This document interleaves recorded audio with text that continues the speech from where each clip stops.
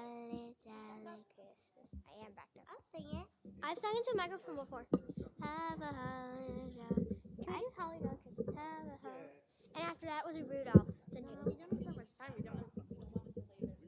We're gonna do Rudolph, okay? Should I do it? Rudolph. Hello. Hello. Hello. There we go. I'm not too close, Mom. I want to do it. Test it, test it, test it, test it right here. Oh, it's good. Yeah. You guys ready? Rudolph the red-nosed reindeer had a very shiny nose. And if you ever saw him, you would even say it glowed like a light bulb. All of the others reindeer used to laugh and call him names like Pinocchio.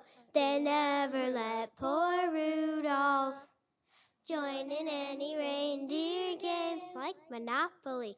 Then one foggy Christmas Eve, Santa came to say in his underwear, Rudolph, with your nose so bright, won't you guide my sleigh tonight?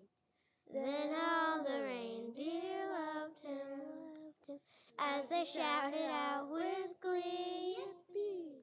Rudolph the red-nosed reindeer, you'll go down in history. Good job, guys. Thank you. Good job, guys.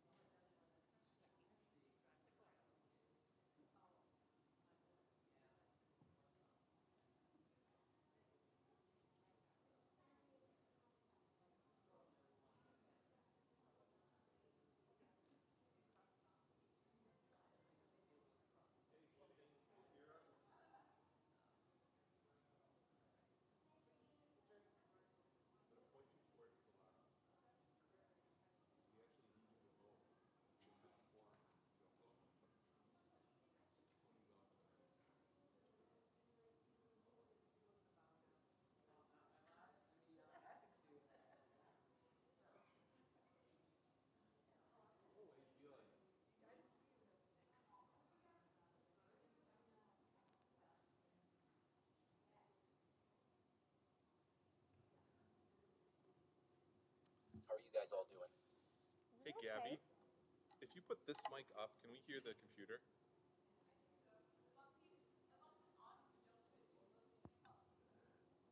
Okay.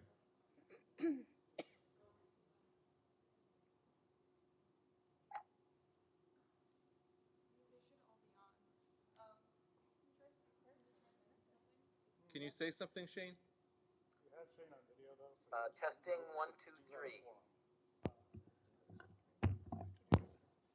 I think it's in the monitor, actually.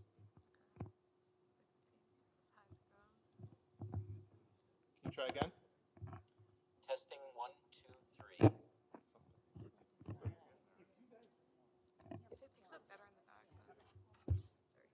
Turning you around, Shane. Yeah, come over. I think the best you can do is just put it really close. And Okay. Okay, that'll be good. As long as Celeste, can you see him? Yep. Okay, awesome. We have Sarah now too, so we have 4. Oh, good. Phew. That was tight.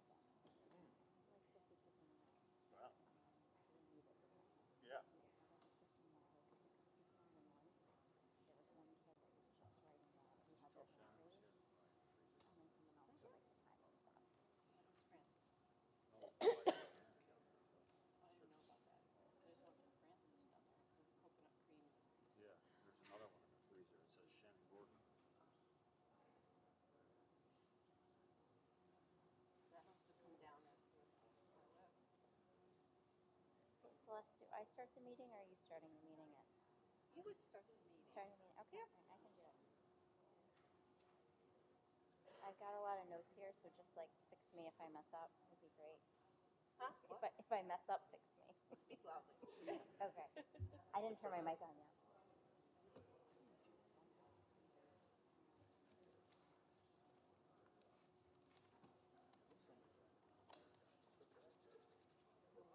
Chilly.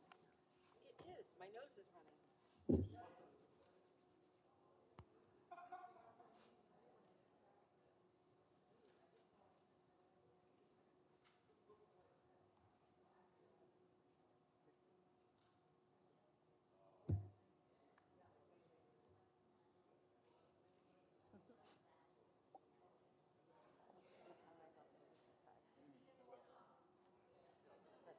Yeah, so last thing we added, Teresa, was substitute and other rates. The what? Substitute and other rates. I don't know if I have that. What is that? What section is that under? It's under Financials? the last item under financials, after the Centennial Capital Project vote. Did you print this off? Like 2 o'clock today? Okay, there's another one. Yeah, the last thing I have is the Centennial Capital Project under financial. At that point, you'll be freestyling. Yeah. Yeah. I'm ready to MC. So I'll give you mine. can you just give me this little part, and then because I've got all my notes on this.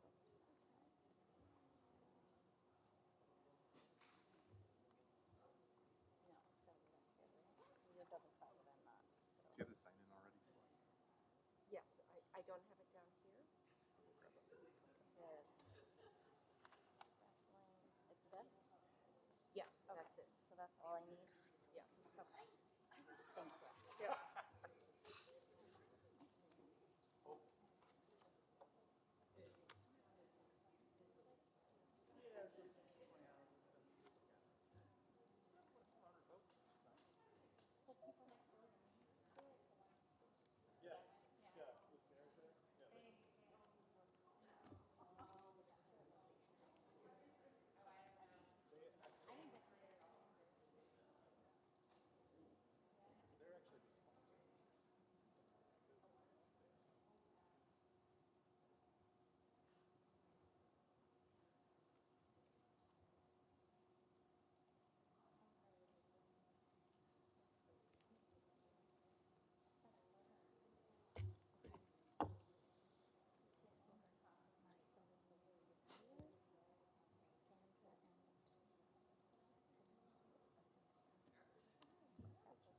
So I can start? Yep. Is everybody ready? All right. Yeah, so I'm emceeing tonight. If anything goes awry, just let me know, okay? Okay, it's 6:32, so we're going to call the meeting to order. We're going to start with a salute to the flag.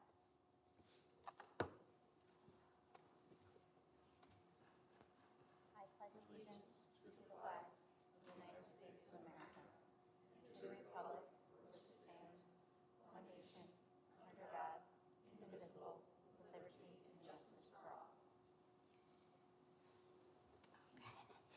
And any agenda changes? None. Great. Thank you. Public expression. The board encourages public participation at board meetings during a specific portion of the agenda entitled Privilege of the Floor, public comment. The public comment section is not the time or place to register complaints about individuals or items that have not first been addressed through proper channels with those closest to the issue, such as the teacher, the building principal, the superintendent, or other appropriate party. Individuals making statements during privilege of the floor are expected to be courteous and respectful, modeling for our students how one can participate and have their voice heard in situations where there is an agreement or disagreement with others' views. If members of the public have gone through proper channels and still wish to discuss a matter with the board, they can submit their comments in writing to the board clerk. At its discretion, the board may invite visitors to its meetings to participate in the board's discussion on matters on the agenda.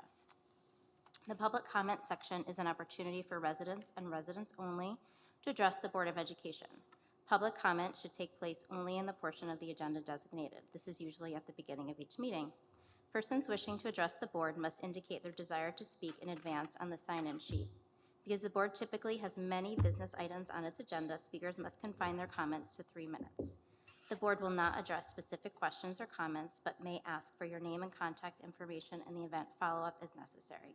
The board will not permit in public session discussion involving individual personnel or students. Persons wishing to discuss matters involving individual personnel or students should present their comments and/or concerns to the superintendent, who will share them with the board at the next executive session. People wishing to speak should come down to the microphone. The first person wishing to speak is Lucy Spore. No? Oh, you don't, we just signed in. Oh, so just Cliff Bradshaw. If you want to come down to the microphone. This one.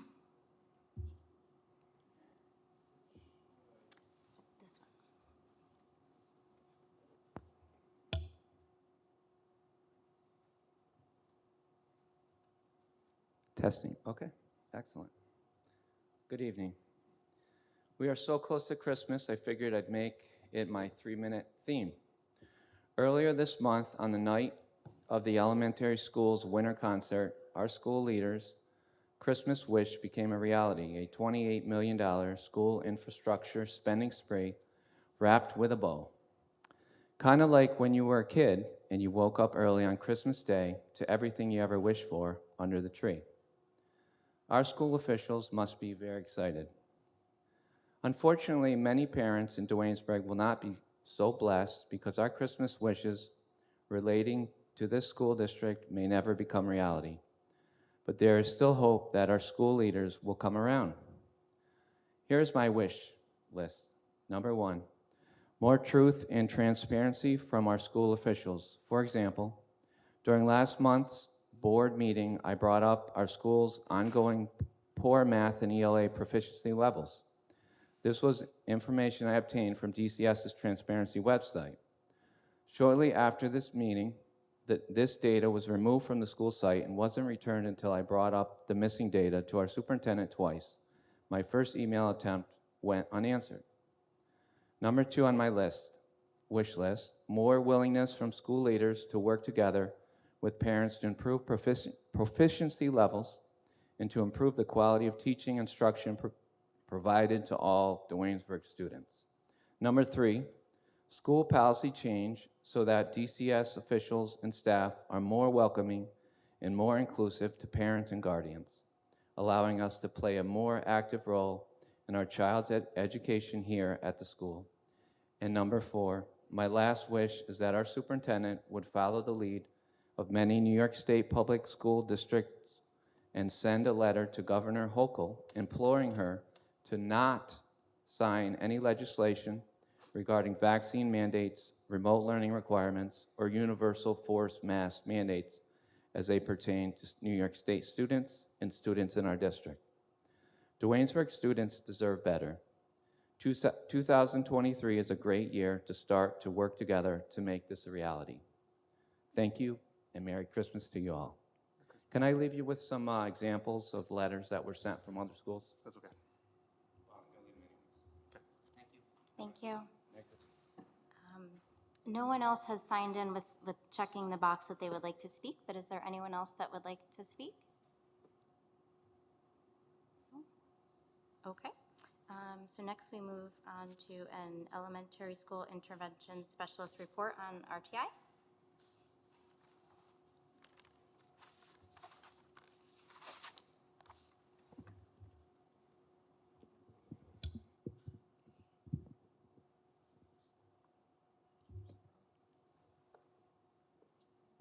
Just click.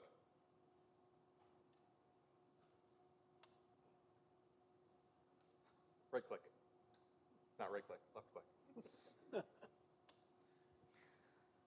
Oh, modern technology. Good evening, everyone. Behind me, I have my fabulous RTI team, and we'd like to talk to you about our standards of practice at the elementary school.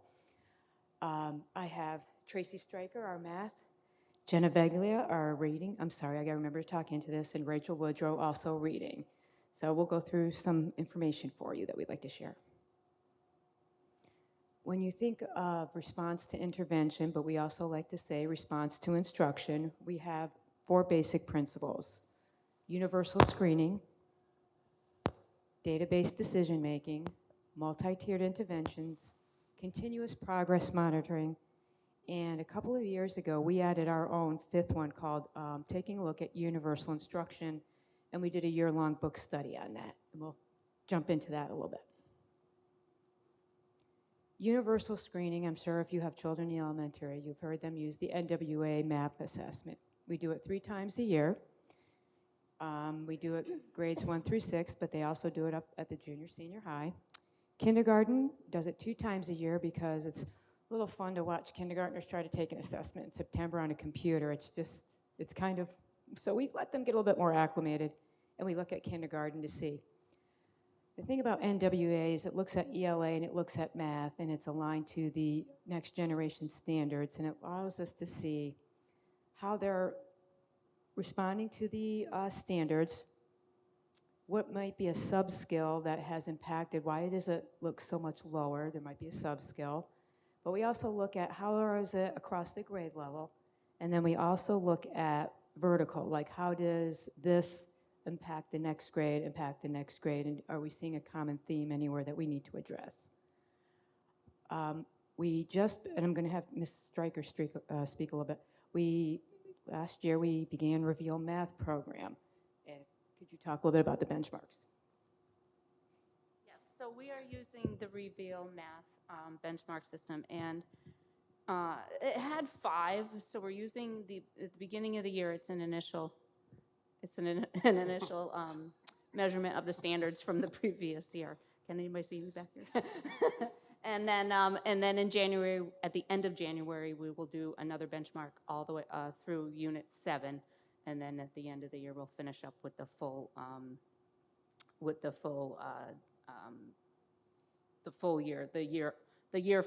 full grade level standards, I guess. So it will measure every standard that they've done throughout the year. And we use these benchmarks to take a look at, where we can improve and need more instruction in a classroom. Maybe somehow some different standards we can dig into and kind of fine tune. The benchmarks are also aligned with the next gen because Reveal Math is written directly together with the next gen. I can't think of the right word, but they work together perfectly. So that works out for us. It kind of gives us, without doing a lot of work, it kind of sets us up for success as far as the next gen standards are concerned. Reveal, yes. So this is hard to do both. The Reveal program is connected to NWA, so the individual students, the teacher can go on and get suggestions through the NWA scores on what they can do with Reveal Math to enhance and to work on some of the standards that maybe they need to revisit. So they're directly linked together, which is nice, by student. So I think that's it.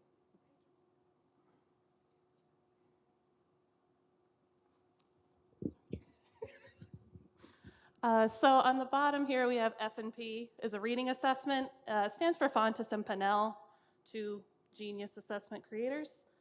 So in the beginning of the year, we assess all students on their reading abilities. And the reason for that is to inform both the classroom teachers as well as the RTI team. Classroom teachers are given their data of where their students are in comprehension of texts, as well as accuracy. How many of the words are they figuring out? How many are they leaving out? What do they need? It gives us a great idea of the kids that we might need to take in and work with for a little more support during the school year. But it's also an instructional tool for teachers because right off the bat in the beginning of the year, they have a master list of your student reads at this level, this one's here, and it allows them to use these curriculums to create their small group instruction, so it's more targeted toward their specific needs.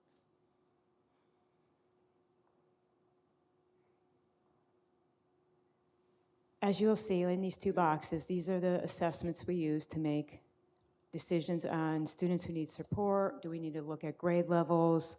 But one of the things that we haven't talked about a little bit was we do look at report cards to see how the grading is. And we also do use the New York State exams when we have the data back to make some decisions. This is something we started this year, well, globally. This is an example of what a grade level. It's called a heat map. So we look at data and we compare it. How did they do on the NWA math in the fall? How did they do on the Reveal Math benchmark? How did they do in ELA? How did they do on the F&P? We triangulate the data to make sure. Sometimes there's anomalies. You could have a bad day, and when you're taking the NWA, you don't feel good, but across the board, you're doing well. So we dig a little and say, you know, he really wasn't feeling well that day, but every other benchmark is fine. So we'll just monitor.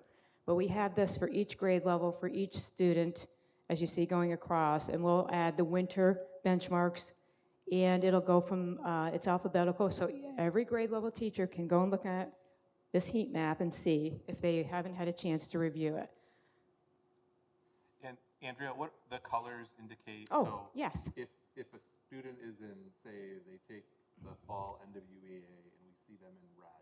Yep. So does that indicate that they're... That is below the expected benchmark of that time of year. If it's yellow, you're pretty close. Green is you're on target, and purple is you're above the expected benchmark of that grade level at that time of year. And then, so if you see a student is in red or yellow, what kind of things might your team do to address that? Can you say that one more time, Jeff? So if say you go through this and you see a student is in red, what might you do? What might your reaction be? Isn't or is? Is in red. Oh, okay. So that was is in red. Yeah. So what we do is we, as a team, we start drilling down on the data, like what has caused this benchmark. Tracy will say, all right, when I look at my Reveal Math, the low scores tend to show mostly in these standards and in these strands. However, and then we look at the NWA and we see that there's an alignment, like the same standards that were on the NWA we were showing in the classroom.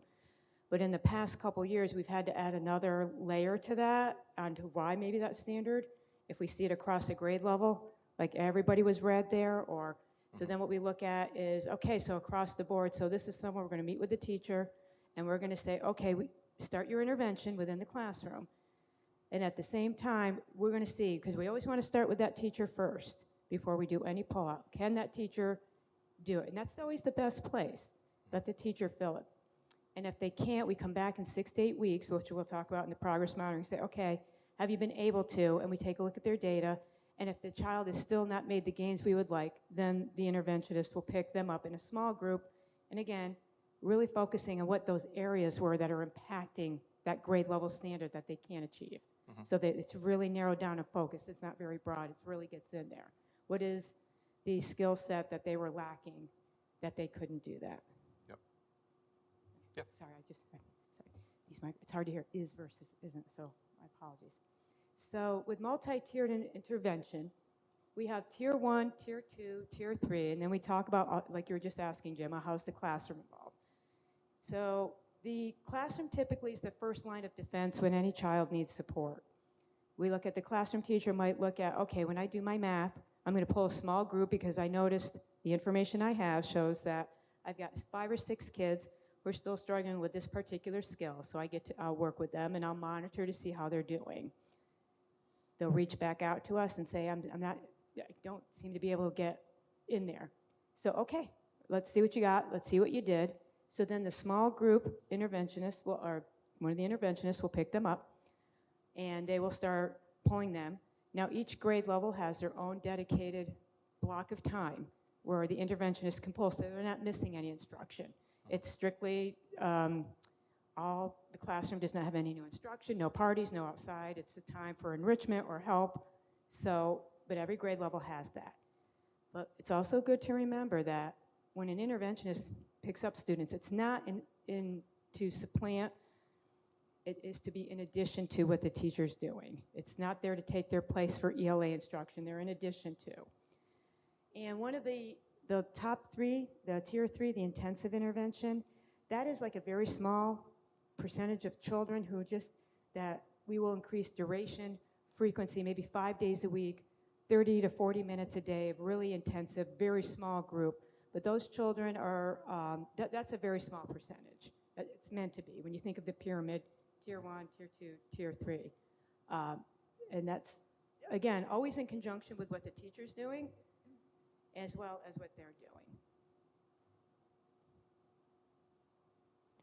So, okay, so we're doing all this. We're in there, we're working on this, but we need to now keep track of what we're doing and is it working? Now, we saw that there was a response to classroom instruction. What is their response to the intervention? They're very targeted skills. And again, we look at every 6 to 8 weeks. We come back and we review. How's it going? What's they achieved? What roadblocks are we hitting? Has attendance been an issue? If there hasn't, what's been going on with the child? That we can try to decide why there hasn't been any gains. Now, Rachel, can you talk a little bit? All right, so this is an example of progress monitoring for reading. Okay. Can everyone hear me? Okay. So here's an example a few years ago, but we still use this same kind of setup where if I'm working, or Jenna is working with a student in RTI reading, we start at the very base level of phonetic skill where we're assessing them on letters and sounds. If they know their letters and sounds, then we move up to the next skill to help crack the code, CVC words, 3-letter words like cat, dog, sun. Then we move on to things like digraphs and blends, and we work with that student or group of students on that specific skill for a certain number of weeks, and then we assess them on that specific skill, which includes real words and nonsense words. If they master the skill, their color is green, and they're able to move on to the next skill. If they don't master the skill, it's red, or if they sometimes can fall backwards, unfortunately, it's red. And then if they maintain the level of the last assessment, they're yellow. And unfortunately, the blue was for quarantine back when we were really thick in COVID. But Jen and I use these types of assessment every few weeks, and we work on those specific phonetic skills with those students.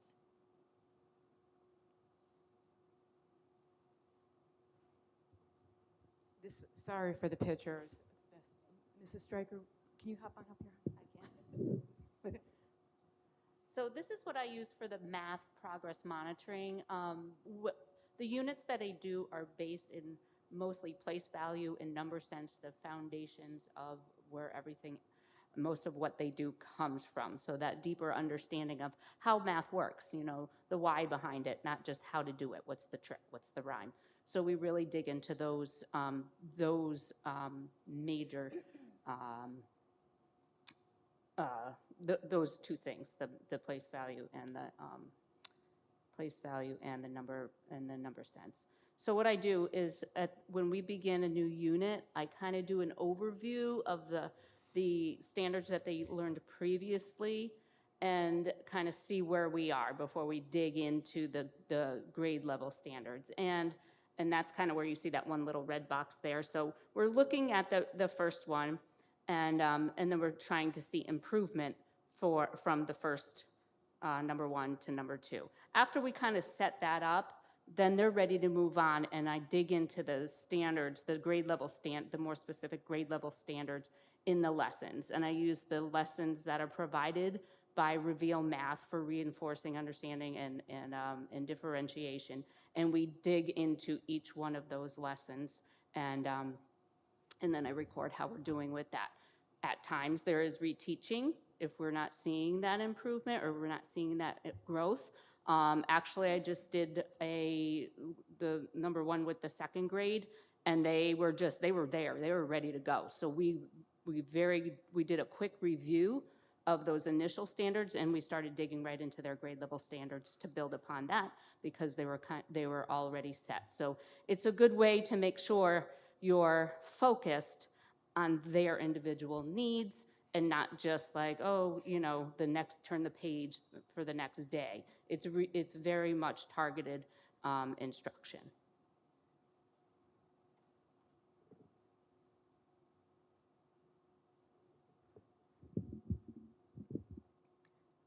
The fifth component that we've added ourselves is called universal instruction.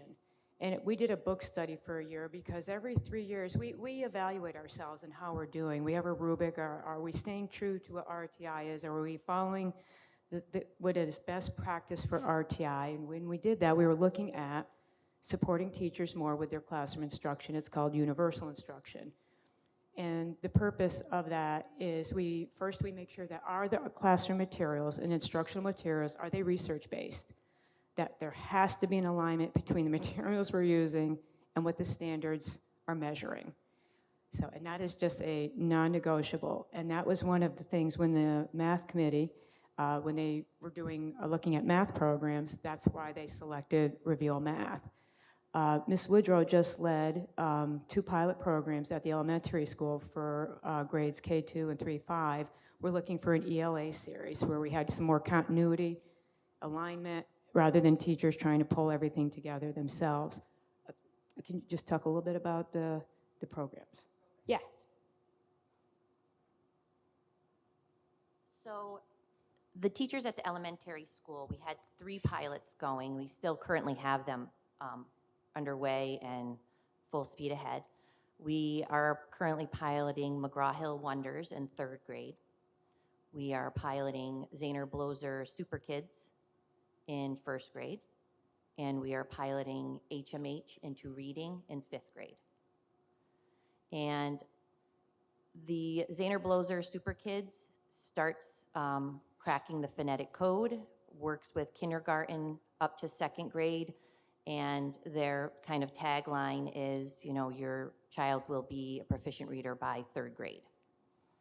So our 1st grade teachers are really enjoying the program, and it revolves around, the alphabet revolves around students or children, and each child, and there are some animals, their first name begins with that specific letter. For example, for like the letter E says eh, the child's name is Etta Betta. So it's kind of a little fun for the kids, and the kids in Zahner Bloser, they go on little adventures, and that's what creates the stories, and it's both fiction and nonfiction. And in HMH, in 5th grade, the teachers are enjoying that. There's 2 main texts that the students use throughout the week. They're annotating text, they're diving deeper, they're working on comprehension skills. And it's the same with Wonders as well. Wonders actually has several more texts than just 2 a week. So we're all kind of working together to pilot. We're having meetings, we're talking about pros and cons. And we just thought this was a good way to test out some programs before we try to make such a big purchase and maybe not be happy with something. When you think of universal instruction, it's also important to look at it's important that if you have teacher A, B, or C in 5th grade, that you're going to get the same information, you're going to be measured the same way. So universal instruction looks at all of that, whether it's across the grade level or this way. We look for grading practices. How are they, you guys being equitable? If you're giving 4 points for this question, I got to get, we should all be doing the same. So when a report card is just as equal among the grade level as well. So we went through all that, and we started talking and say, all right, but there also comes another part that, I'm just gonna, I'm sorry, I did, okay. The big part about universal instruction is we look at if 80% or more of the students are achieving the instruction, that's a good thing. So then we look to see like what 20%, why aren't they? And then we have a conversation with the teacher about those students and what maybe we'll drill down on some of that. We'll look at some of that data and say, okay, we can see why that happened. If we find less than 80%, we talk with the teacher about, so talk to us about the instruction, talk to us about the assessment, what might have been different, we gather as a team, like how did you do that differently than teacher B? So we try to really make sure that everybody's instruction is universal. It's the same, and we try to really make sure that if it's got to be on the student, it's on the student for the right reason. So these have been some great conversations we've had with teachers. It's just, that has worked out well. I think that's been the biggest boon to RTI. Then when we started looking at universal instruction as well. So for the past couple years, coming out of this pandemic, we had to approach also curriculum gaps. We had to look at things differently. So what we had done is for the past couple of years is at the end of the school year, we looked at the grade level standards of, say, second grade. Did 80% or more of your students achieve this standard, this standard, this standard, this standard? And no judgment, we're coming out of a pandemic. What were you able to get to? What were your kids able to achieve? Then what we did is then we met as a team with the grade level, and then we brought the next year's teachers in and said, here are the standards that these children could achieve, and here's what we couldn't get to, or these are the ones that are in progress. That gave that next, say, third to fourth. Third handed off to fourth. Now fourth now could look and say, oh, okay, all right, this we can teach concurrently. This we're going to have to teach right away. They're going to need it to achieve our grade level. And this, you know what, it's not really going to impact any of the other moving forward. It's not really a big building block for the coming years. And that allowed the teachers to now just say, oh, they can't do it. Well, I know they can't. Long division was something that they had to really stop and think about in fourth grade. So by having these meetings at the end of every school year allowed that next year to know like where exactly where the gaps were, where the curriculum gaps were, work on them, and then can begin their grade level, either by doing it, like I said, concurrently, we're gonna have to do this first, or it's just, you know what, it's not gonna impact the following year, so we're just gonna set it aside for a minute. But this was a group discussion, the one grade hands off to the next, and I would say in the past 2 years we have seen the amount of standards and the amount of gaps has been dramatically shrinking. So the conversation that they can have as grade level teams is really productive and like, okay, so we're gonna have to start with, I don't know, long division popped into my head, and Tracy will say, okay, so if you guys have to start here, you can do it here, and then that'll tie into that standard when you guys get down to this part of the program. So it's a good idea if you start it here. Or, you know, you could bring it in January. So we have these group discussions helping them plan out their year. I am truly impressed with the way that we have been able to start closing these gaps, and the amount of success each standard is having is just growing every year. And it's from all these conversations we've been able to have, and especially with this team, helping guide the teachers on like, you know what, you can let that go. Don't worry, you can let that go. It'll come up again. Don't worry, it'll come up, it'll spiral in this part, or it'll come up here. It's just, we couldn't do it without this team having such a great knowledge of their craft and the standards. The knowledge and the assurance they can give teachers, like, you're on the right track. Don't worry about that. Yep, remember we talked about that? That was a standard that the third grade told you, like, that was in motion. We didn't finish it, but we were in the middle of it. Or, you know, that's not going to impact you. So it's not going to impact their learning. And when you think about that graph that I showed you, the heat map, I mean, all this information comes into play to make all these decisions.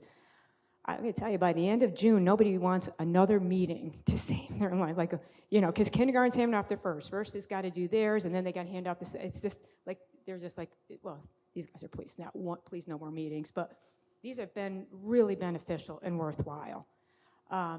It can be very overwhelming. We're about to go through another round of assessments, but the beauty is the teachers have the time built into their schedule to have these team meetings throughout every day, and it's really helped.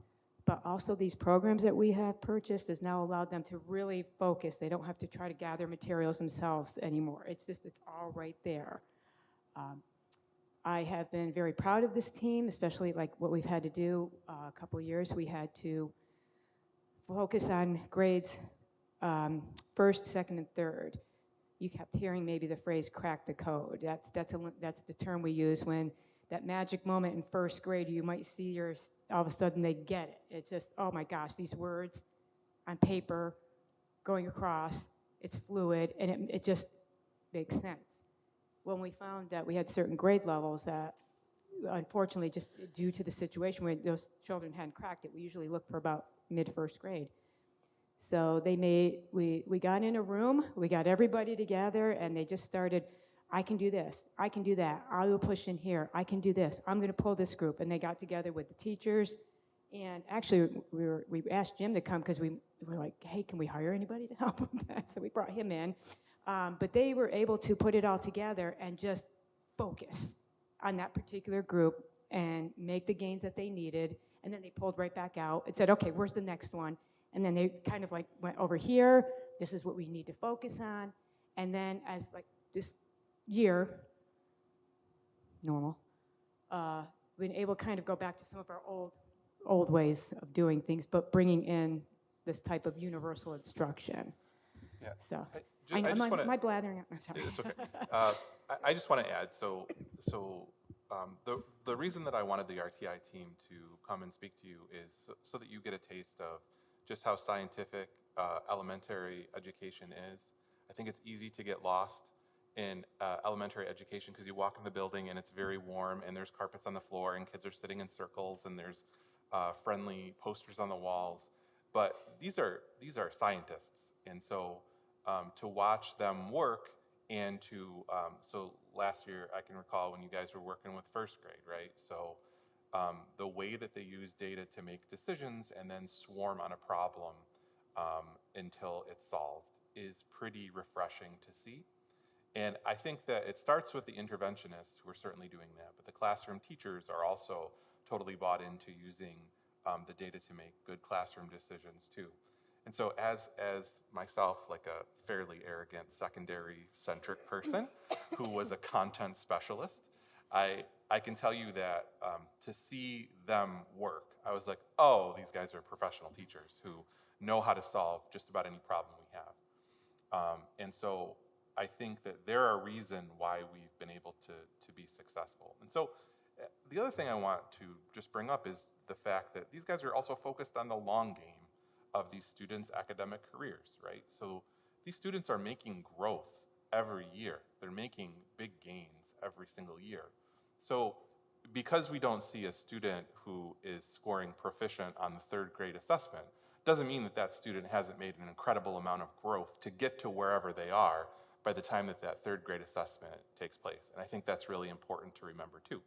And over the last couple of years, we have had tremendous gaps from people who, you know, were coming into school for the first time after a couple of years, and to see how quickly they're able to make up ground. We were just talking about a student today who is overcoming some pretty significant disabilities, who is making some really, really quick growth after not having been in school in quite some time. And it really is thanks to the mindset that they have in the elementary school of using the data and making sure that they're kind of following the science and not just kind of throwing things at the wall to see if they stick. So I'm very proud of them. I think that they're pretty awesome people. But I wanted you to see some of what they do too. Well, thank you. Thank you very much. We're all set. Okay. Thank you. Now we have your report. Yeah, sure. Dr. Niedermeyer. Okay.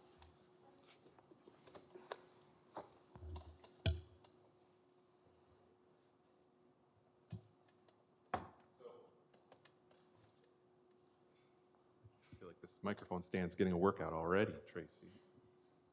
So my very favorite thing to do is recognize folks that I'm recommending for tenure. Tenure is a really special moment in a teacher's life. It's a very significant milestone. We have one person who I'm recommending for tenure tonight, and that's Mark Gilmeister, who's a secondary special ed teacher, and he's with us right over there. So this is a very special community. We have great facilities. It's a beautiful place. Even when there's snow on the ground, it's even more beautiful, though not as beautiful to drive on it sometimes. And we know that our kids are special as well. And so what we're doing when we're granting somebody tenure is a pretty significant ask. So when we hire teachers, we hire them on 4-year probationary periods, generally 4 years, sometimes 3 if they've been tenured elsewhere before. And the probationary periods are pretty rigorous. So we evaluate the untenured teachers 3 times a year via our APPR plan. And that plan includes 3 rounds of observation a year. Some of them are unannounced observations, some of them are announced, some of them are by independent evaluators, some of them are by their supervisor. The observations include you really looking at lots of different phases of what it means to be a teacher. And one of those phases is planning and preparation. We also look at professional responsibilities. So do they come to meetings on time? Are they showing up to work on time? Do they seem to be a good role model for students? Are they getting involved in other things in our school district? We also look at their instruction and whether or not they can do that, of course. We look at the classroom environment they're building. So do they have rapport with kids? Do they have a place where everybody's treating each other with respect? We also look at student performance. So we're looking to see if their students are being successful in their classes. Are they being successful on assessments? And so what earning tenure means is that the teacher has earned the right to keep their jobs free from discipline and dismissal, except for just cause, in a due process hearing. So it's really difficult once we've granted a teacher tenure to undo that. So basically, we're saying to this teacher that we want you to be here for the rest of your career. And in order to do that, I have a pretty high bar for what we accept. So it was taught to me long ago by other superintendents that I worked for that if you have any question, you don't grant tenure. So, and for me, that means that they have to demonstrate mastery on every phase of teaching to be worthy of this kind of trust. I'm giving you a job forever. You're giving them a job forever. And that's a lot of trust.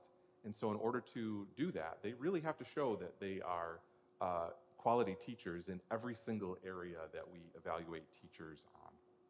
So it's my pleasure to recommend Mr. Gilmeister, who has done just that. And I want to read a little bit, and this comes from a recommendation that was given to me by his principal, Mrs. Marvin. But it starts like this. Mr. Gilmeister plans and prepares for lessons using his extensive knowledge of the content area and his students' prior understanding of various subjects. Mr. Gilmeister's instructional design includes learning activities that are engaging and well sequenced. Students often make significant contributions to the success of class through participation in high-level discussions and active involvement. As a result of Mr. Gilmeister's instructional delivery, students can see their progress and can explain what they need to do in order to improve. Mr. Gilmeister manages relationships with students and ensures that relationships among students are positive and supportive. Mr. Gilmeister creates an environment of respect and rapport in his classroom by the numerous ways he interacts with students and by the interactions he encourages and cultivates among students. This is a particular strength of Mark. Classroom interactions between Mr. Gilmeister and his students are highly respectful, reflecting genuine warmth, caring, and sensitivity to students as individuals.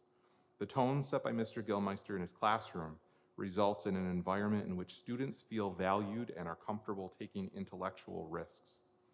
Mr. Gilmeister has been a positive addition to the special education department and the junior-senior high school. He's been willing to help out wherever he's needed.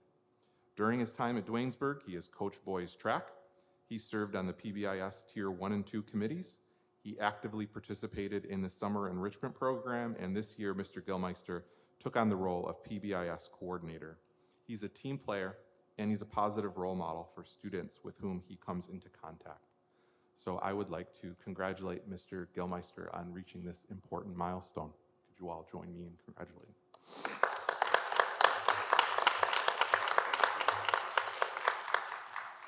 Thank you very much. And actually, Mr. Gilmeister is the only teacher that will be up for tenure this year.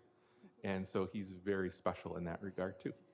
So we're glad that he's here, and we hope that he sticks around for the rest of his career. I do also want to give you an update on Foundation. I want to give you a primer on Foundation Aid.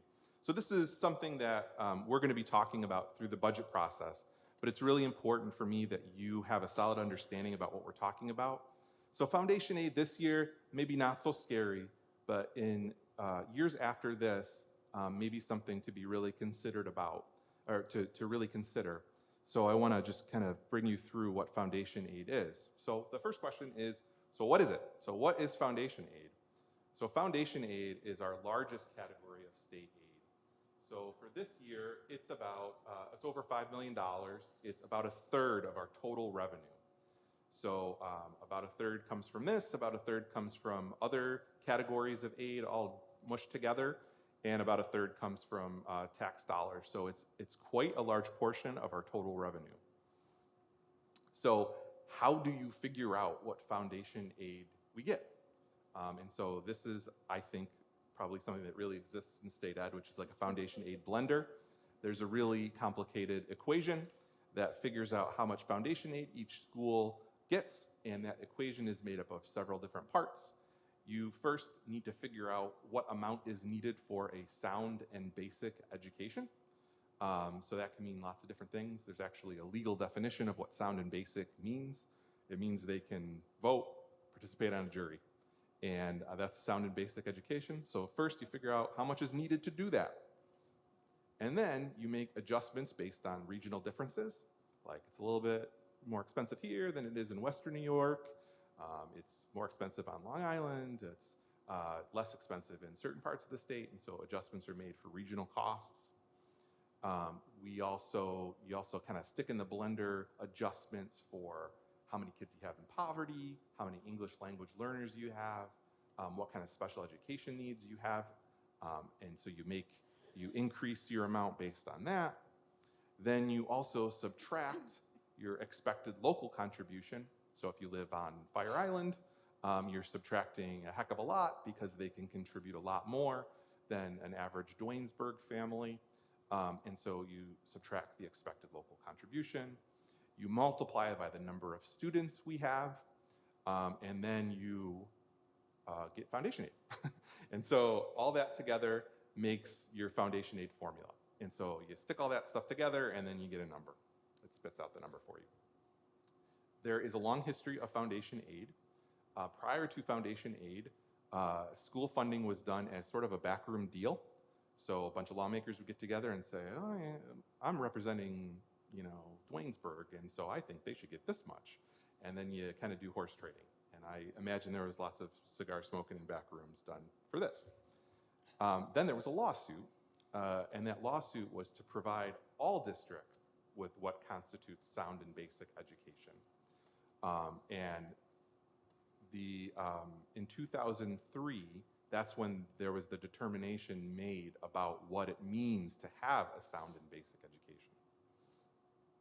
This formula was adopted in 2006, and the plan for the formula was to phase it in over the course of 4 years. The first 2 years went fine. Then there was a recession.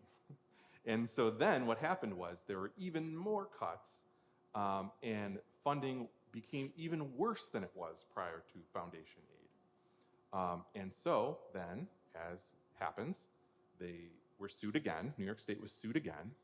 And there was a lawsuit that went on for years and years and years. And then finally, when Governor Hochul was elected, that lawsuit was settled.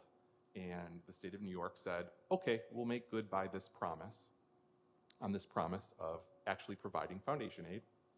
And so last year, what we saw was, for the first time in history, some schools were finally given what they were promised through foundation aid. That didn't really impact us. We were always getting what our calculations said. In fact, we were probably getting more than the calculations said we were supposed to get. But what happened in some suburban schools and urban schools is they got a heck of a lot more than they were used to getting. And so that's when you saw a lot of big increases in foundation aid last year. It's never really happened in public education where people were saying, oh, all this money is coming now, what do we do with it? And so that actually happened last year in some districts.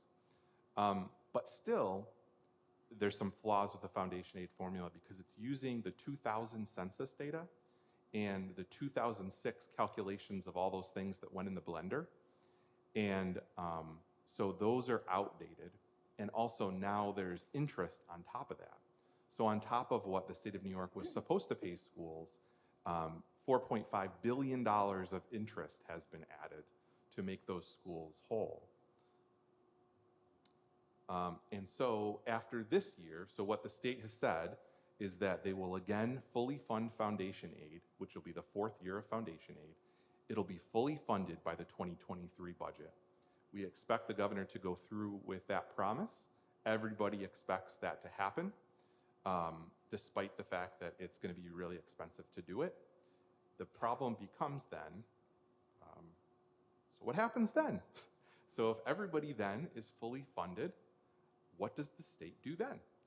Do they continue using an outdated formula? They're probably not going to do that. And so we then have to worry about, well, what happens in 24, 25? What we can expect this year is kind of probably a modest increase, similar to the increase that we saw last year. We actually think it's probably going to be about 2%. Last year it was 3%, so it's going to be about the same. So what happens in 24, 25? Well, it's a great question. And so right now what state ed is asking for is about $1 million to study this new formula. It's always like millions of dollars to do these studies. This one I think is actually pretty modest. Just $1 million to do a study seems modest to me, given how much some other ones cost. But now we have to figure out what to do. So is the former foundation aid formula going to be scrapped entirely?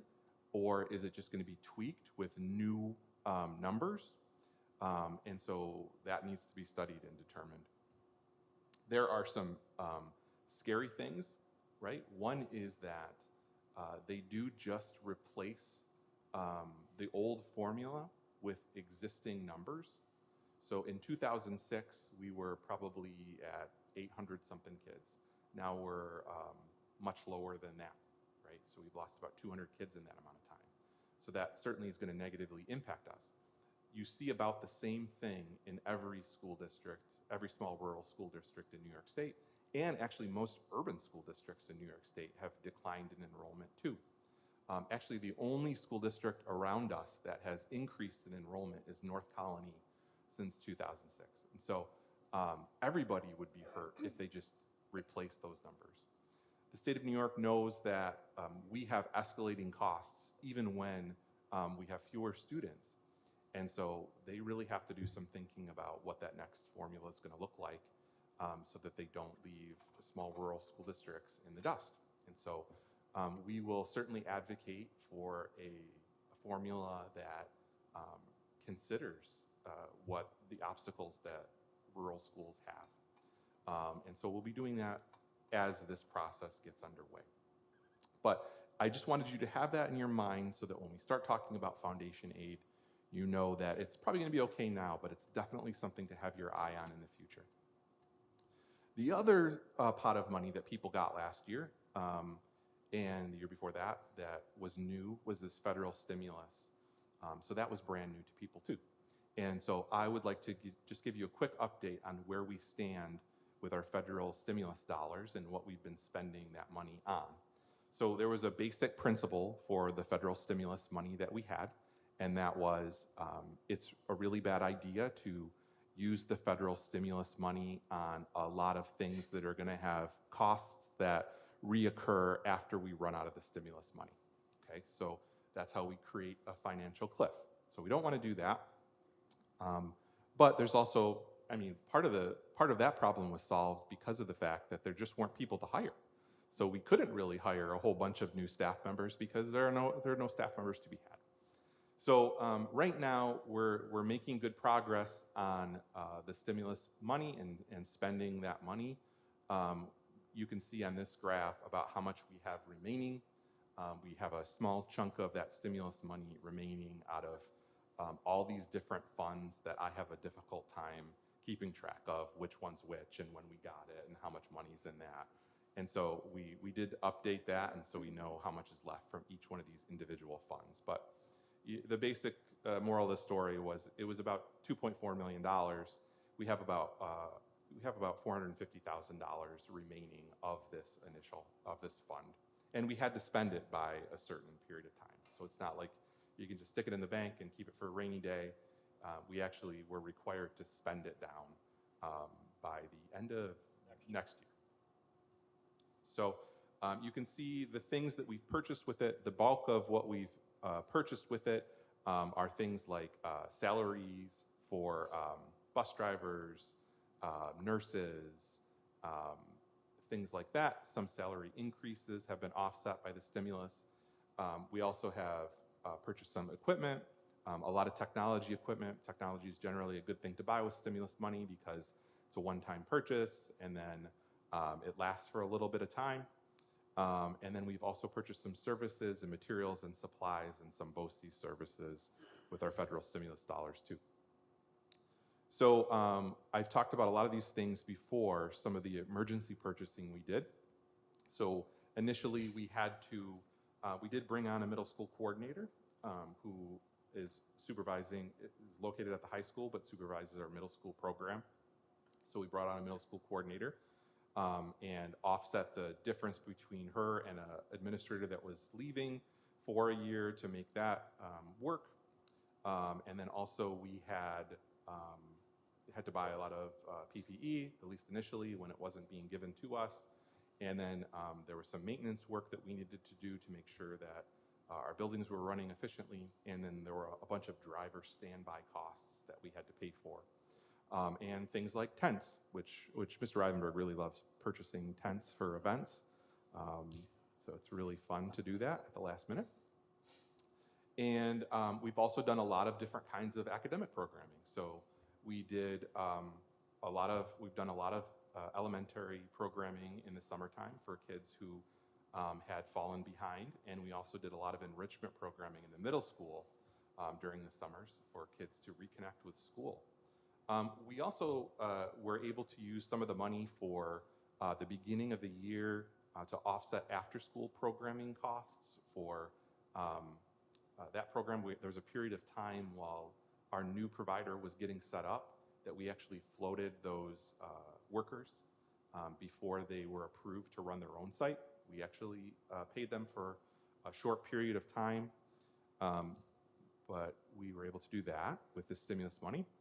We were also able to buy a bunch of educational technology to upgrade some of our classrooms, a lot of classroom AV upgrades that allow our classrooms to do distance learning, that have much needed upgrades from the older projectors that were in some of the rooms. We had to provide some students with hotspots to be able to get on the internet at home. We're still doing that to a very, very small extent, but there are some places where we still do that.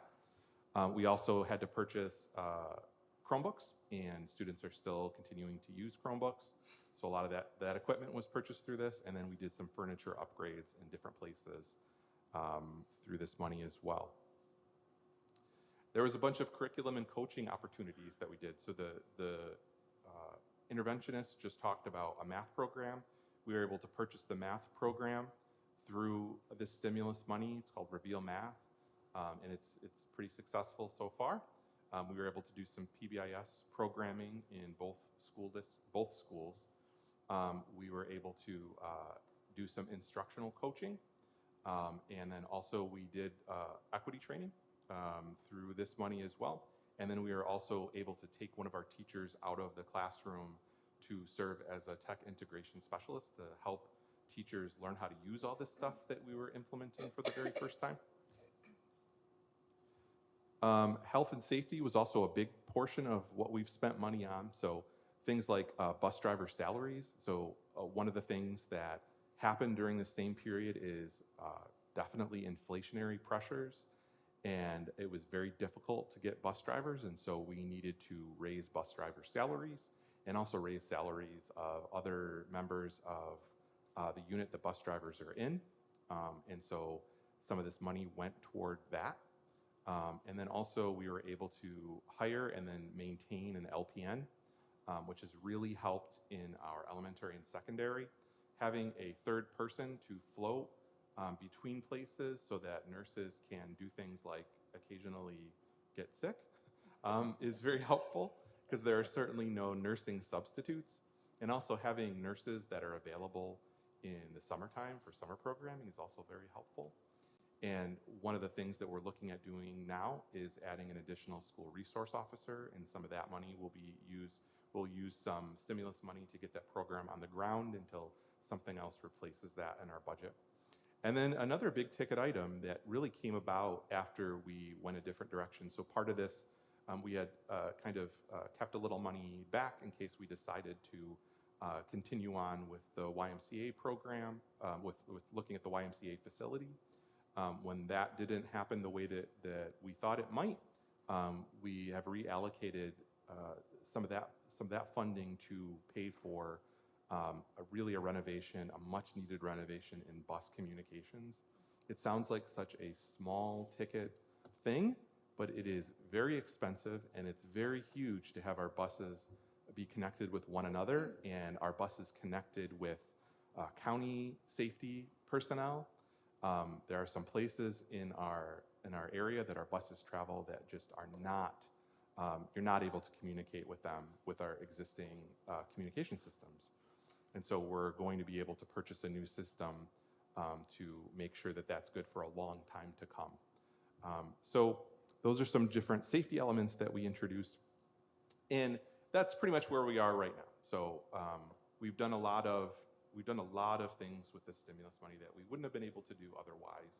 We haven't really created any big gigantic holes, and we've been able to pretty efficiently spend down the stimulus money.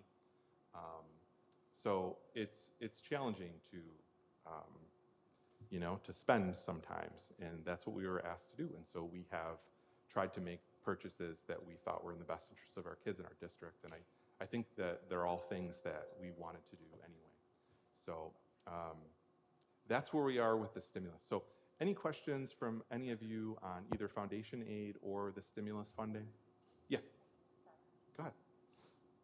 So the rest of the money that's left over, is there plans to purchase more Chromebooks? Because I know that there is a shortage in the high school level for Chromebooks. So I was just wondering if there's any plans in the future to purchase more. There's not a shortage in the high school right now. So, but yeah, we're going to continue to replenish Chromebooks as they're needed, but there's not people that are going without Chromebooks right now. Okay. My other question is on the one slide, I believe it was slide 7. How is the equity training beneficial when we have current issues such as low grades in math and English? Do you have plans to improve these deficiencies? Yes. Okay. Yep. And we've spent money on those things too. Okay. So I'm going to make a suggestion.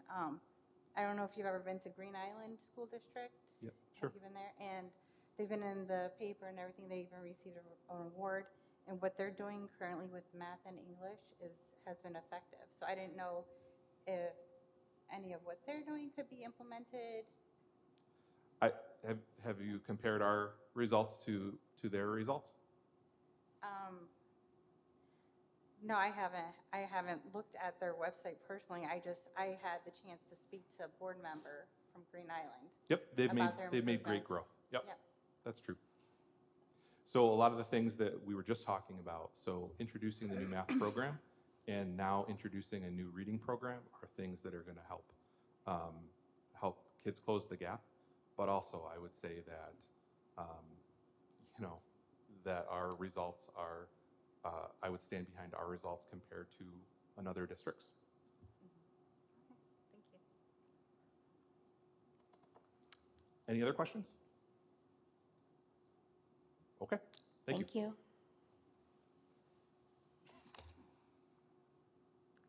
Okay, next we move on to the presentation and approval of prior board meeting minutes. Recommendation that the Board of Education accept the meeting minutes from the November 15, 2022 meeting as submitted. Do I have a motion? I'll motion. Thank you. That was Francis. Second. Thank you, Sarah. Any questions or comments? All in favor? Aye. Aye. Aye. Any opposed? Any abstentions? Little kitty shake. Okay. Moving on to new business for standing committees. So first is audit committee. That's me. We have nothing to report. We have not met. Building and grounds. We have not met, but the capital project passed, so thanks to all for that. Okay, and Policy Committee, Melissa's not here. We have not met, but we do have a transportation of students policy to vote on tonight, number 5720. And that's it for that. Okay. Moving on to financial. Accept financial reports. Recommendation that the Board of Education accept the appropriation status, revenue status, and treasury reports ending October 31, 2022, ECA report ending November 30, 2022, claims auditors report, general warrant A18, $502,085.51, and capital warrant HP8, $2,346, dated November 30th, 2022, and general warrant A19, $114,617.46, dated December 12, 2022, and appropriation and revenue status reports ending November 30, 2022, as provided and recommended by the Treasurer and Assistant Superintendent of Management Services. Do I have a motion? I'll motion. Thanks, Sarah. Second? I'll second. Thanks, Francis. Any questions or comments? I do. Okay. On page 4 of the approved rev status report ending 10/31/22, there's two amounts for $10,000 apiece, teacher conferences. One is regular teacher conferences and the other is teacher conferences elementary school. What exactly was taught during these conferences and how was that money spent? That's $20,000.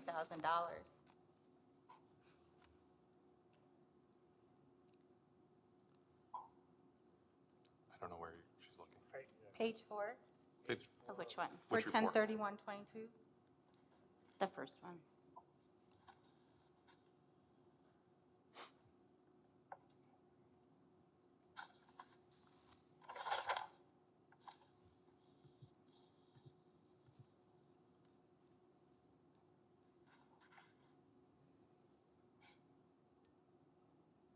Those are, That's showing that $10,000 is available in each one of those lines and nothing's gone to that so far. Nothing's been spent so far. Okay, are there plans for that $20,000? What's I that's mean, money that's been budgeted for teacher conferences. Okay. Any other questions? Okay, all in favor? Aye. Aye. Aye. Any opposed? Any abstentions? Okay. All right, next we're going to approve the agreement between the district and Richmondville Central School District. The recommendation that the Duanesburg Board of Education approve the agreement between Richmondville Central School District and Duanesburg Central School District for September 6, 2022 through June 23, 2023, as recommended by Assistant Superintendent of Management Services. This agreement shall not be binding on the parties until authorized and signed by each party's respective representatives. Is there a motion? I'll motion. Thank you, Eva. Second? I'll second. Thanks, Francis. Any questions or comments? All in favor? Aye. Aye. Aye. Opposed? And abstentions? Okay. Approve the ECA sport and additional stipends. Be it resolved that the Board of Education hereby approves youth wrestling and advisor as an extracurricular activity and be added to the DTA contract effective for the 2022-2023 school year. The stipend for this ECA shall be $1,775 per year, and then a second modified volleyball advisor with a stipend of $1,775 be added to the DTA contract effective with the 2023-2024 school year. Motion? Francis? Sorry. Who wants a second? Who was that? Sure. That was Sarah, thank you. Any questions? Okay, all those in favor? Aye. Aye. Aye. Any opposed? And abstentions? Okay. Approve agreement between the district and Duanesburg Educational Support Association, or DESA. Be it resolved that the Board of Education of the Duanesburg Central School District hereby approves the memorandum of agreement by and between the district and the Duanesburg Educational Support Association, DESA, dated December 2022, 2022, effective January 3rd, 2023, and authorizes the superintendent to execute the agreement. Do I have a motion? No motion. Thank you, Francis. Second? I'll second. All right, thanks, Avis. Any questions? Really get in there tonight. All right, all in favor? Aye. Aye. Aye. Any opposed? And abstentions? Okay. Approve the 2022-2023 wrestling agreement between Schoharie and Duanesburg Central School District. The recommendation that the Board of Education approve the amended agreement with Schoharie Central School for joint interscholastic youth, modified junior varsity and varsity wrestling teams for the 2022-2023 school year. Do I have a motion? Good job. Thank you. There Avis? you go. Any second? I'll second. Okay, thank you. Questions? All in favor? Aye. Aye. Any opposed? And abstentions? Okay. Approve Centennial Capital Project. Recommendation that the Duanesburg Board of Education accept the vote of 184 yes and 115 no for the Centennial Capital Project. Is there a motion? I'll motion. Thank you, Francis. Second? I'll second. Thank you, Avis. Questions? All those in favor? Aye. Opposed? Abstentions? Okay.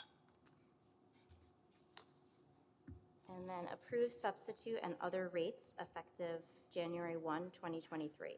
Recommendation that the Board of Education adopt the revised substitute and other pay rate schedule effective January 1, 2023, as recommended by the Assistant Superintendent of Management Services. Do I have a motion? Motion. Thank you, Sarah. Second? I'll second. Thank you, Avis. Any questions? No. All those in favor? Aye. Aye. Any opposed? And abstentions? Did you get a vote from Shane? You saw him? Okay, sorry. All right, just checking. Okay, all right. I can't see. You're just next to me. Okay. All right, moving on to other business. Approve revised policy 5720, transportation of students. Recommendation that the Board of Education approve amended policy 5720, transportation of students, as recommended by the superintendent. Do I have a motion? I'll motion. Thank you, Ava. Second? Second. Thanks, Sarah. Questions? This is our second. We already made adjustments to this, correct? Okay. All right, all in favor? Aye. Aye. Any opposed? Any abstentions? Next, we're going to approve grades 5 through 12 music ensemble trip. Recommendation that the Duanesburg Board of Education approve the grades 5 through 12 music ensembles trip to Six Flags New England, Agawam, Massachusetts on May 12, 2023, as recommended by the school principals. Do I have a motion? Motion. Thank you, Sarah. Second? I'll second. Thank you, Avis. Any questions or comments? So everyone's going to go the same day? That's the idea? Everyone's going to go the same day. That's going to be a fun time. I think they did. Lots of chaperones. Yeah. I'm going to Agawam.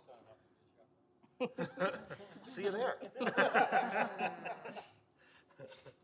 Any more questions or comments? All those in favor? Aye. Any opposed? And abstentions? Pretty sure they did the same thing last year, too. I think they did. I think it was 2 days last year. Yes. 2 days?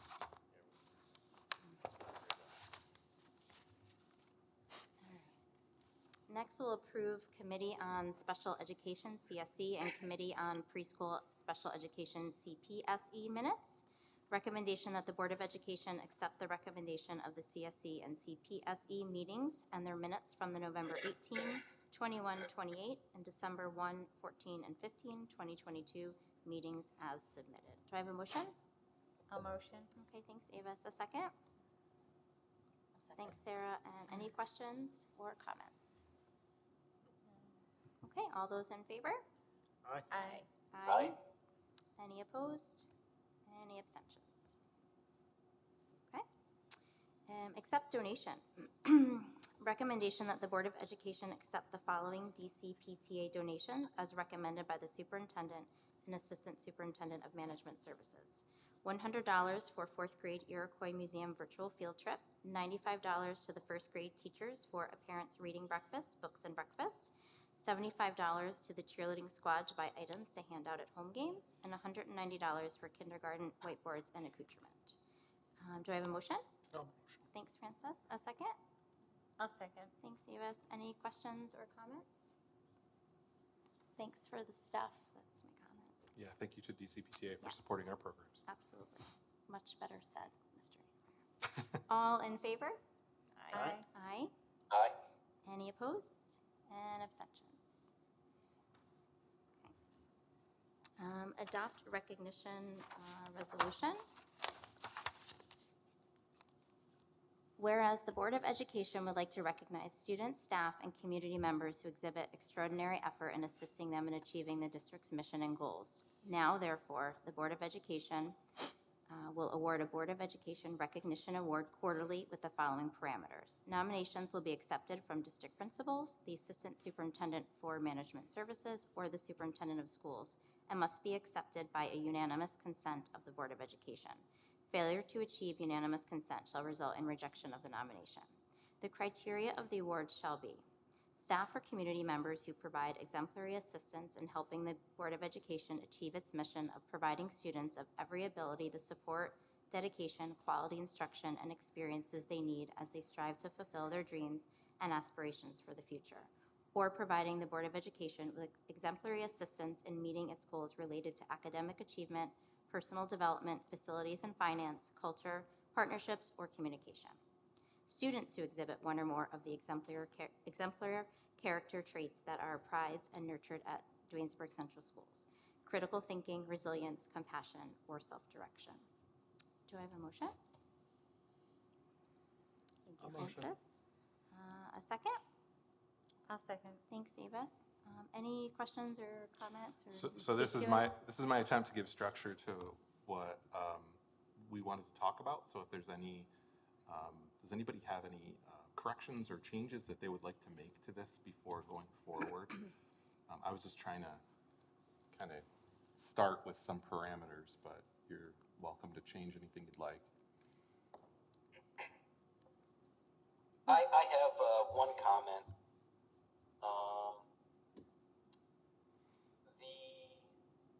Where is it? I lost my place. It looks like the nominations would be voted on by the board. And if there was not unanimous consent,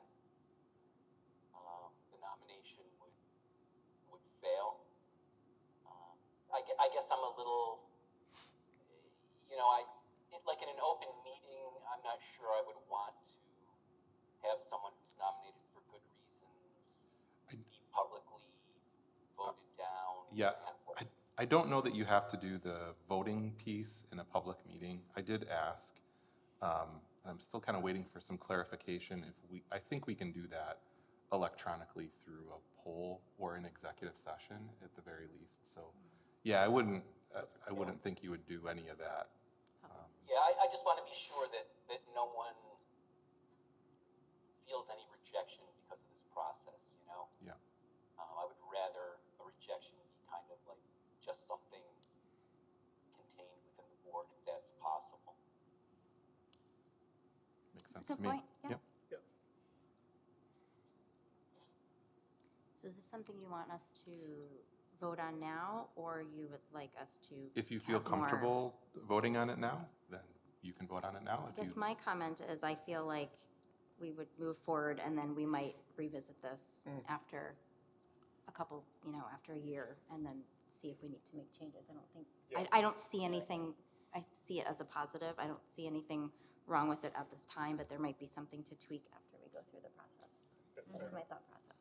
That's fair. I mean, Okay. I know in the past, the board has given graduation awards and stuff, but it's sort of been an opaque process as to what that was necessarily awarded for. So there being a clear resolution and possibly even a policy that describes those criteria would be awesome. So I think this is a good first step in that direction. And I would like to recognize people that are doing Absolutely. awesome things. So Absolutely. I would like, if everyone's comfortable voting, I would like to vote, and then we can make changes when we need to. Okay.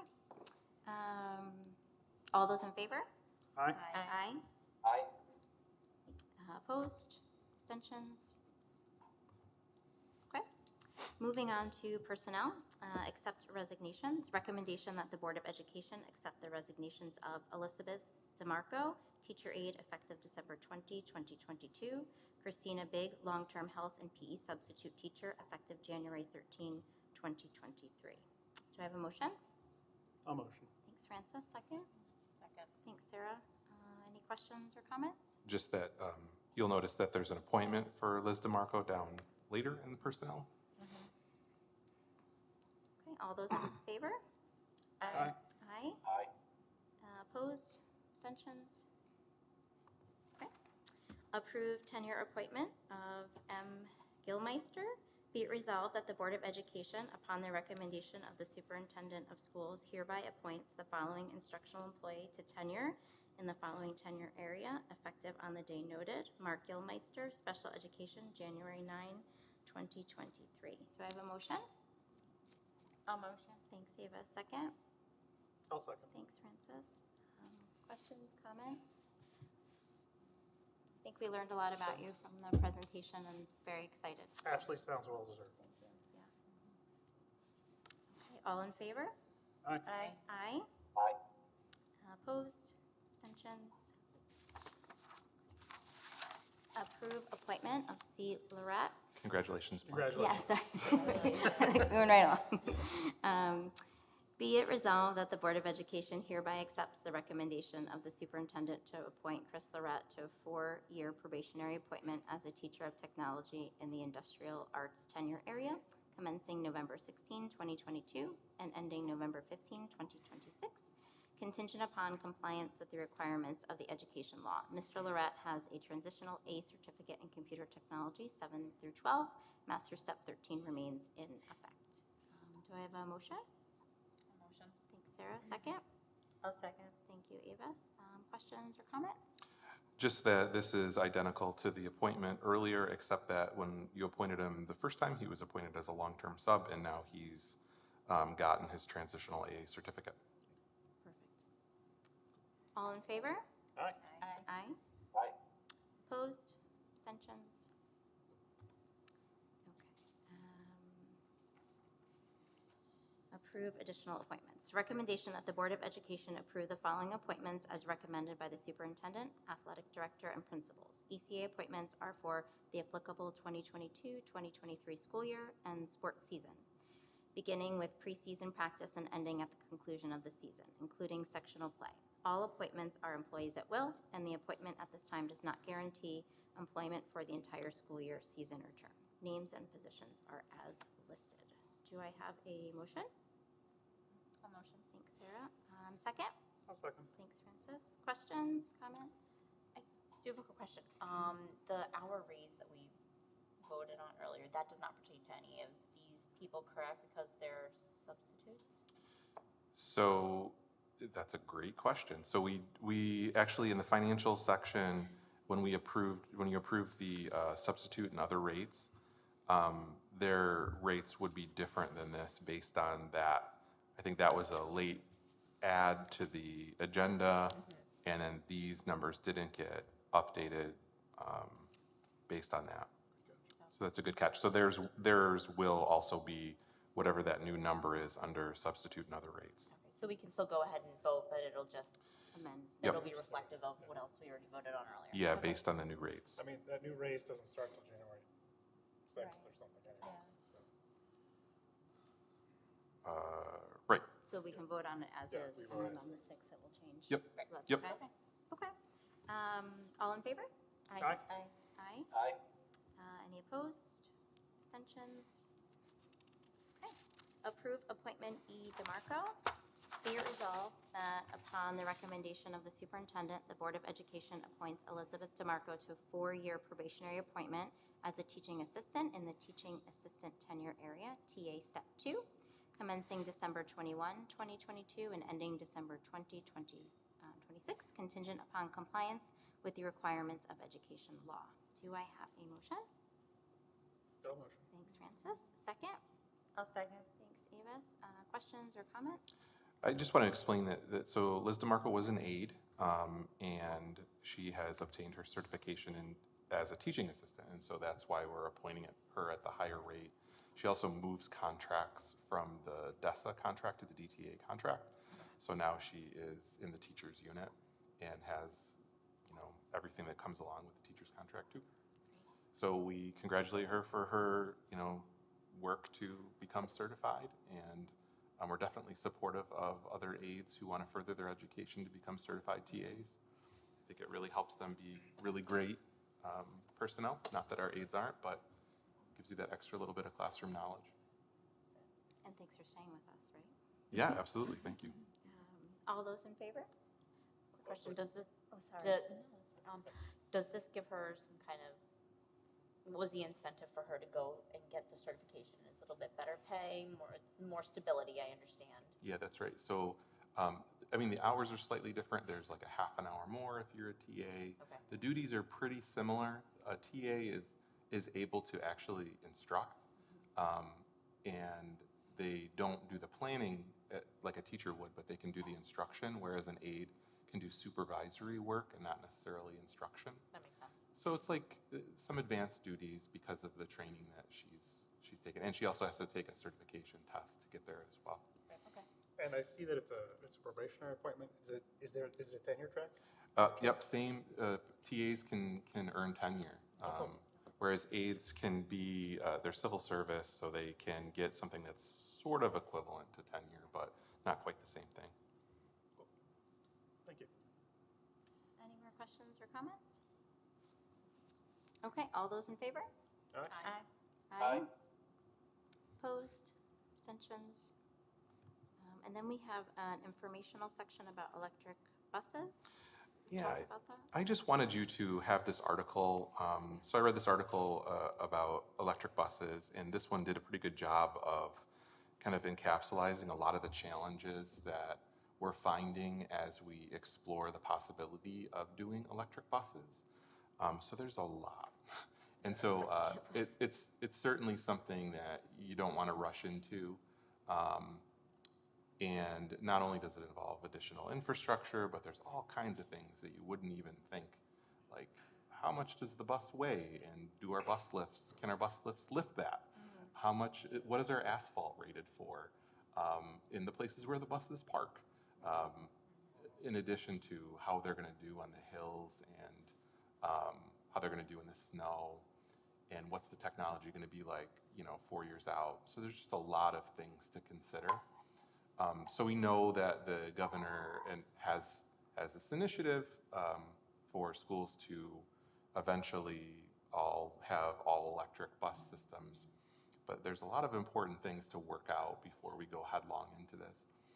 Another thing that's really important to note is that the way that the policy is worded is that schools actually have to transition to zero emission buses.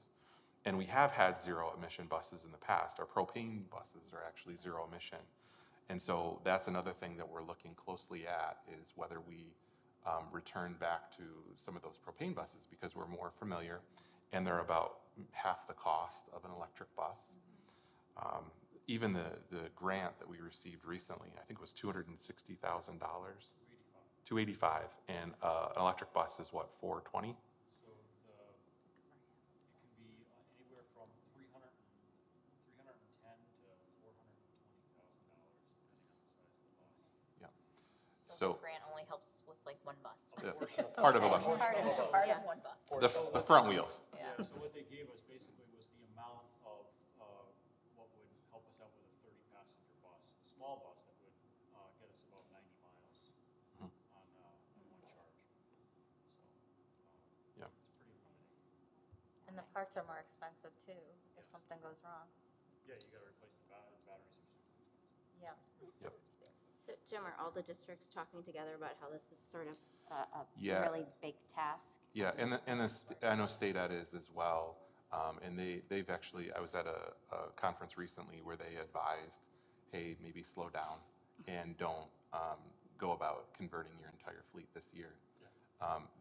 They really think that this initiative is designed for what the buses will look like at the end of that time period that people have to transition, not based on what they're looking like right now.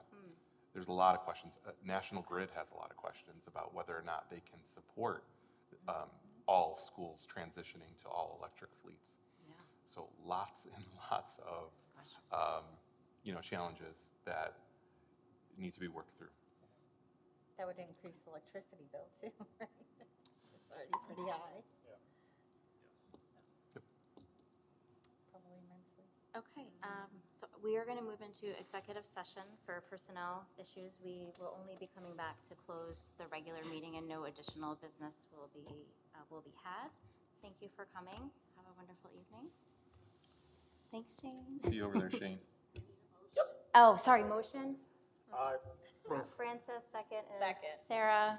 All those in favor? Aye. Aye. Opposed? And abstentions? Am I good? Yeah? Okay. You're supposed to log out of this. Yeah. I always forget. I know, and I just closed everything I'll too. sign out right here. So it's where the battery sign is. So close out of that. Oh, I don't have to log out of this though? No, you should be fine, because once you log out of the computer. Yeah, once you log out of Yeah. the computer, it'll close all your windows. Yeah. What? Did Oh, you- just this? Yeah. Huh. There you go. Funny enough. I will never try to claim that technology is my strong suit. My 7-year-old's already surpassed me.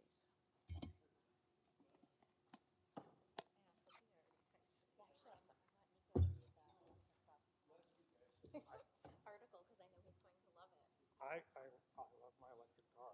I do not recommend an electric bus. Talking about how batteries Well, it isn't the cold, the temperature Oh, it goes has down, a it's- lot to yeah. do. And it could work there, right? Yeah. I mean, my wife's mileage is down. Was it down to like 75%? What's up? Right. They've both told me about the pie several times.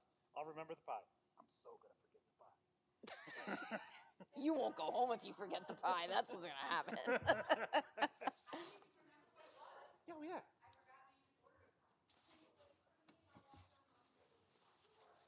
That's a great plan. Is it from Grandma's? Where's it from? I think it's from Is it Grandma's. I think Grandma's? it's one of those Grandma's They pies, yeah. always do the best.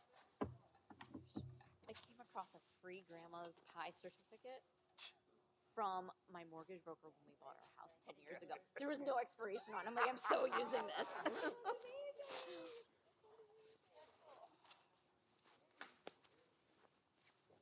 I love my car.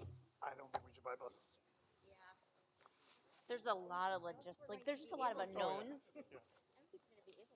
Yeah, I don't think we'll be able to get one. But I think it's